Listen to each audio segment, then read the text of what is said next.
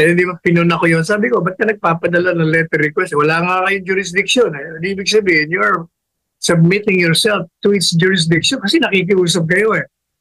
Pero, tinuloy nila, na-deny. So what they did, Solgen, si Maynard Guevara, nag-file ng motion for reconsideration. So, criniticize ko na naman dito sa programa natin. Mali na naman yung ginagawa nyo. Wala kayong jurisdiction, nagpa-file kayo ng kung ano-ano. Denied na naman, as we anticipated. Si Presidente Marcos Jr., nagsabi na siya na, wala kayong jurisdiction sa amin. So we will not cooperate with you in any form or any manner. Pero itong Solgen niya, makulit din. Hindi sinusunod yung kanyang principal. Nag-file na naman ng appeal. So binanatan na naman natin. O, ayan ka na naman. Hindi ka na natuto. Denied na naman. Oh, nung ma-deny, anong sabi ng ICC? 5 po silang justices. Yung dalawa, nag-dissent doon sa decision na may jurisdiction. Pero bago ko nag-decision, sinabi ko na, alam nyo, yung ginagawa ng mga soldier na yan, sigurado sasabihin ng ICC, may jurisdiction kami kasi you waive it dahil wala kami jurisdiction pero pumapasok kayo ng kung ano-anong pleadings na pinafile nyo. True enough, yung desisyon ng tatlo, among others, sinabi niya yun. Akala ko ba wala kami jurisdiction? But you've been filing pleadings. So that means you have waived your jurisdiction. Kaya doble, may jurisdiction kami. So, madalit sabi, kahit saan mo tingnan, sa teorya ni Presidente Marcos Jr. at sa teorya ko, wala talaga silang jurisdiction. Kaya, hindi totoo yung sinasabi na si Presidente Duterte daw ay willing na pumunta ron. Alam nyo may style ni Presidente, hyperbole lang yun, hyperbolic lang yung mga... Kasi yung bandang huli, sinasabi niya na wala kayong jurisdiction sa akin. Gusto niyo ko litisin, magdemanda kayo dito sa aking bansa. Pilipino ang huhusga sa akin, Pilipino ang lilitis. So that's one, ha? Yun. Isa yun sa mga sinasabing umamin at willing siya, hindi yun. Pangalawa, yung reward. Umamin daw. Hindi yung totoo yun. Ang sinasabi ni Presidente Duterte, yung operational funds ng isang police operation, meron o kasing kailangan popondohan niya yun. So, halimbawa, concrete example natin. Kung isang police operation ay kailangan ng 500,000, popondohan mo yung project. Pagkatapos, naging successful. Pero, may sobra, halimbawa, may sobrang mga 20,000.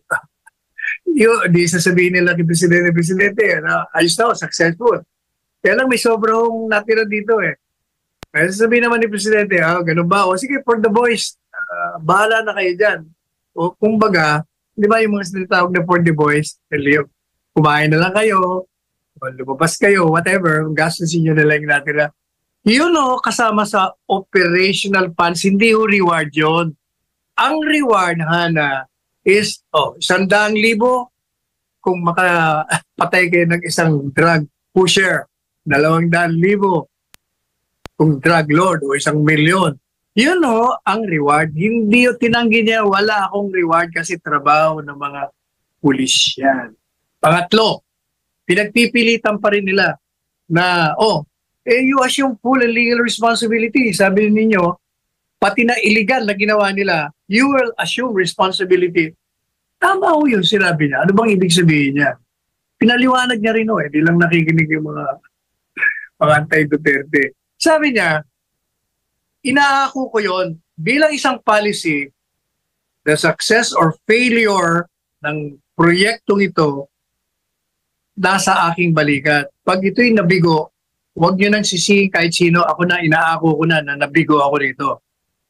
Ngayon, yung legal responsibility, dalawang ibig sabihin nun.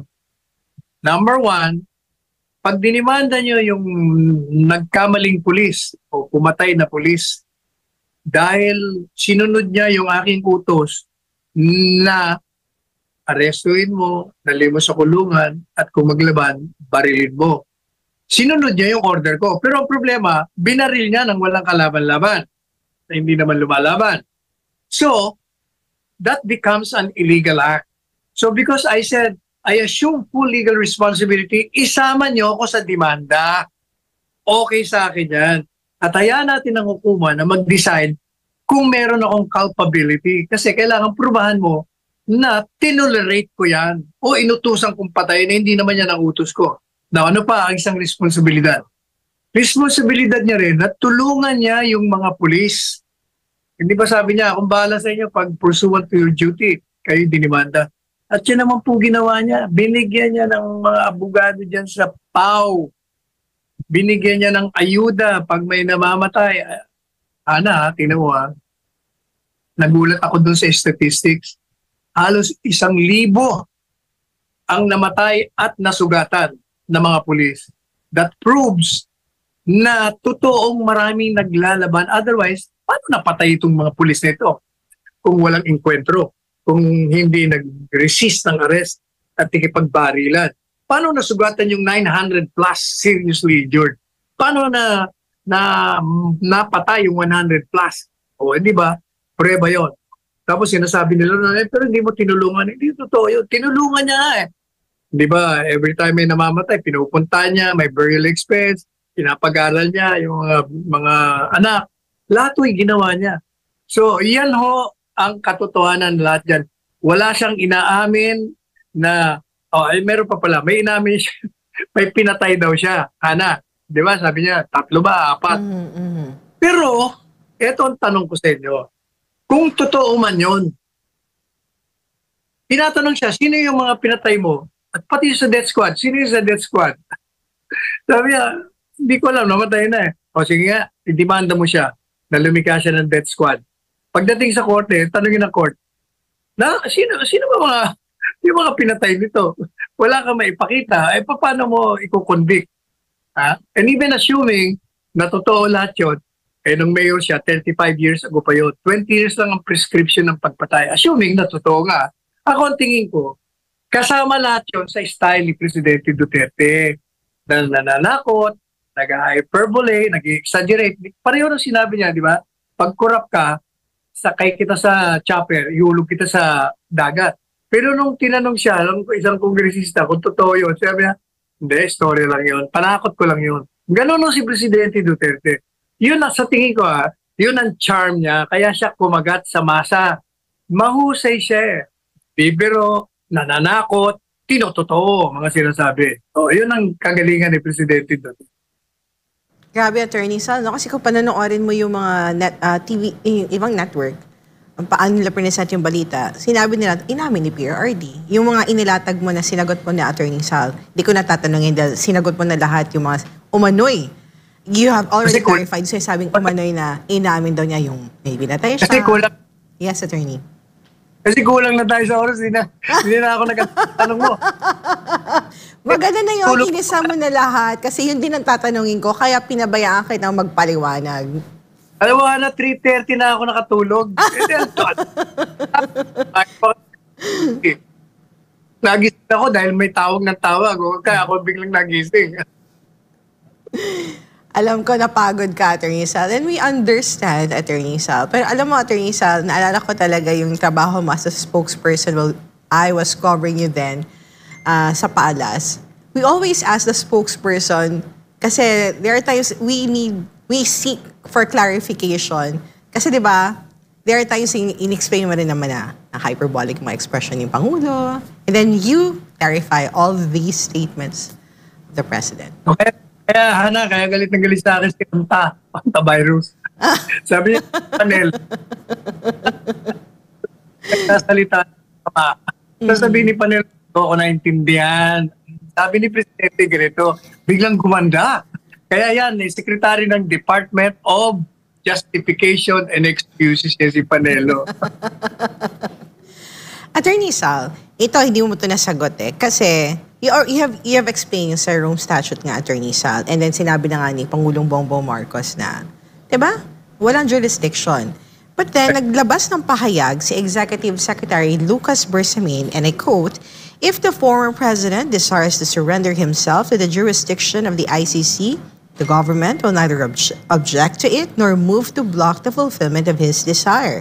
But if the ICC refers to process to the Interpol, which may then transmit a red notice to the Philippine authorities, the government will feel obliged to consider the red notice as a request to be honored in which case, the domestic law enforcement agency shall be bound to accord full cooperation to the Interpol pursuant to the established protocols and of code. So, hindi ba ito babangga sa naging unang pahayag ng Pangulong Marcos na we will not cooperate and that walang jurisdiction ng ICC? With the Alright. statement of the Number one. Executive Secretary. Number one, ang sabi niya, if he voluntarily himself, submit himself to the jurisdiction, that will never happen. Kasi habang sinasabi ni Presidente, sige, punta, kulong niyo na ako, habang buhay pa ako. Yung huling mga discussion, sinasabi niya na wala kayong jurisdiction. Litisin niyo ako sa tao, Pilipino, husgahan niyo, kulong niyo ako, okay yun. Madali sabi, hindi mangyayari yung he will submit himself. Now, assuming na payag siya, hindi pa rin pwede. You know why? Kasi magiging violation ng ating saligang batas yun. Na yung gobyerno, makikipag-cooperate ka. Wala nga jurisdiction. Ba't ka magko-cooperate? Di ibig sabihin, nilalabag mo ang saligang batas. Kasi ang saligang batas natin, sinasabi, ang trabaho ng isang gobyerno at ng Pangulo ng Bansa ay proteksyonan mo ang iyong bayan. Pero pag ikaw ay nagpag-cooperate sa isang foreign entity or foreign court na papasukin, pakikialaman ang internal affairs mo, lalong-lalo na sa legal system, sinusuko mo ang kasarilan o sovereignty ng bansa. That means you are betraying the public trust na binigay sa iyo. Sinisira mo yung pagtitiwala ng bayan. At sa ilalim ng saligang batas, yan ay ground para ikay tanggalin bilang presidente. Impeachable ground yan. Hindi gagawin ni Presidente Marcos Jr. yan. Alright, Attorney Sal. And after dun sa 13 to 14 hours sa pagdinig, bilang legal counsel, i-recommenda niyo po ba sa dating Pangulo na muli pang umarap sa Quadcom?